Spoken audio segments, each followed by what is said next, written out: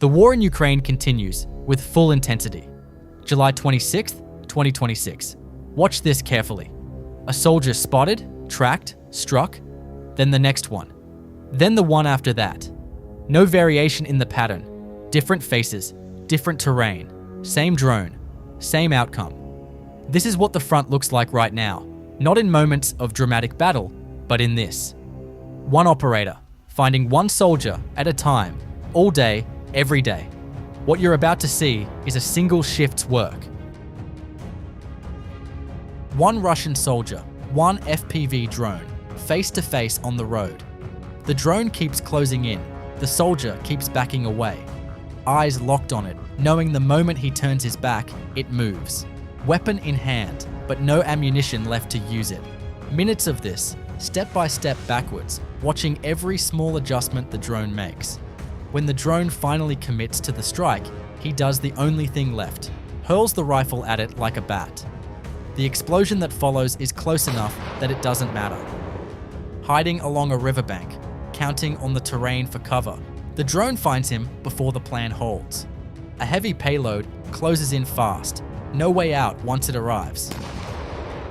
Two Russian soldiers rowing hard across a river in southern Donetsk, close to the bank, almost there. They have no idea they've been tracked the entire crossing.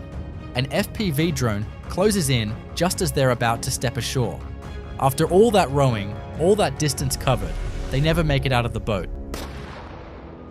A single FPV drone hits a Russian position. The ammunition stored inside detonates on impact. One drone, one strike, the entire position gone. Northeast of Torska, Donetsk Oblast. A Russian T-72 equipped with a mine-clearing plow and extra armor, built specifically to push through minefields. It hits a mine anyway. The plow that was supposed to clear the path fails at its primary job, and the tank stops. A Ukrainian FPV drone closes in and strikes the stationary vehicle. The crew abandons it and runs. A tank purpose-built for this exact scenario, taken out by the very threat it was sent to bypass. Open ground, no cover. The easiest kind of target for an FPV operator. The scan doesn't take long before a soldier comes into view.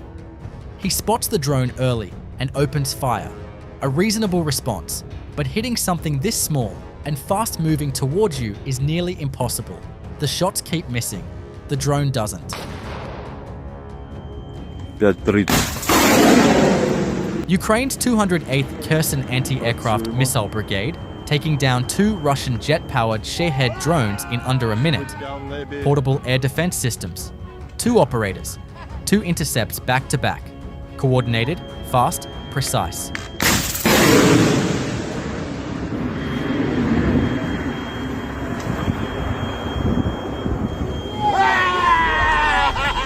One Russian soldier. One thin tree trunk. The only thing between him and the drone closing in. He gets behind it, stays still, hoping it's enough. It isn't.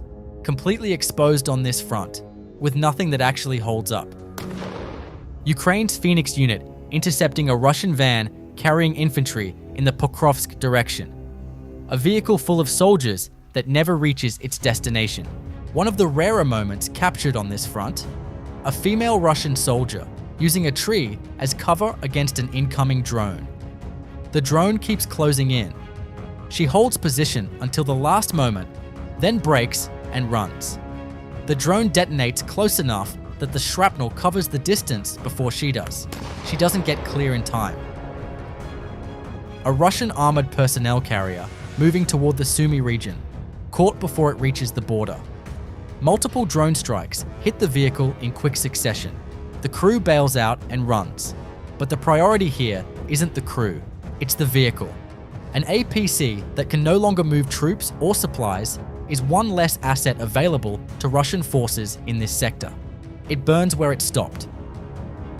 Ukraine's 1st Omega Special Operations Unit working both on foot infantry and ATV riders in the same operation, and finding the same result either way. Speed doesn't help on this front. A quad bike moving toward Ukrainian positions gets tracked just as easily as a soldier walking. The maneuverability that was supposed to give an advantage becomes irrelevant the moment a drone locks on. Foot or vehicle, the outcome is the same. The luckiest and unluckiest soldier on this front, possibly at the same time. A new arrival, by the look of him, full kit, wandering without direction. He settles under a tree for shade. An FPV drone closes in and connects, and doesn't detonate. A malfunction that just saved his life. He doesn't move, stays exactly where he is, as if waiting to find out what happens next.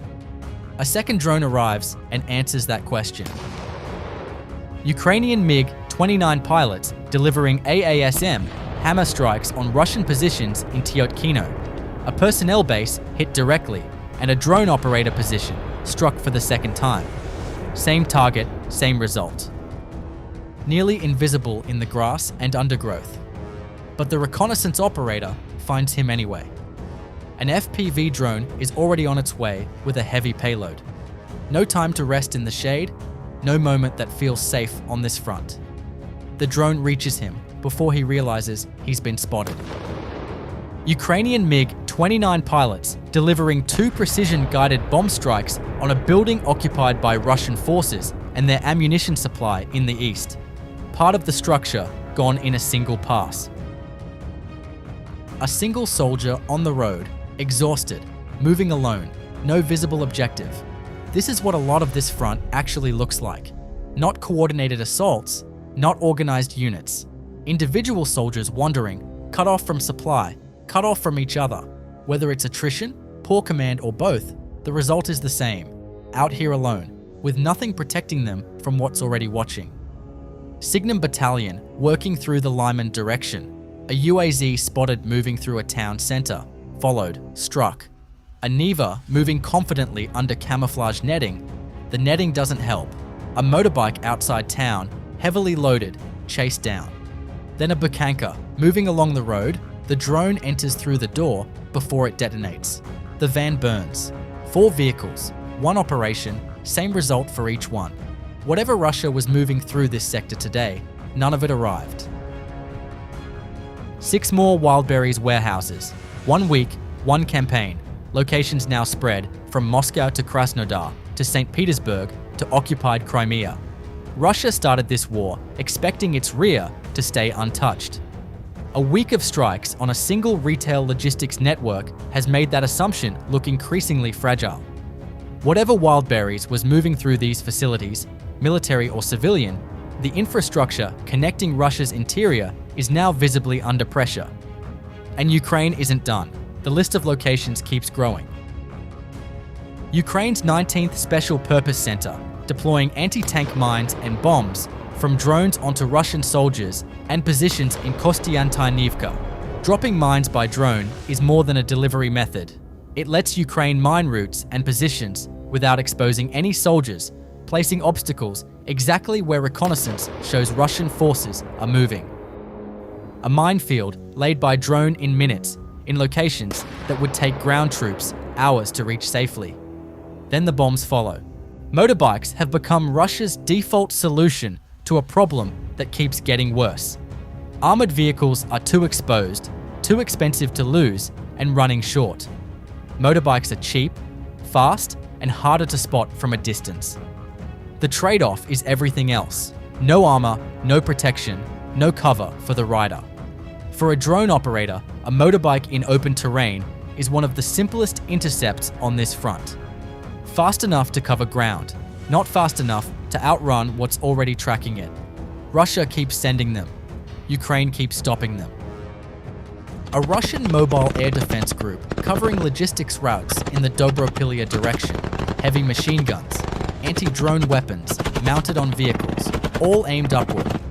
The fact that a dedicated group exists just to protect a supply route from drones says something about how this war has shifted.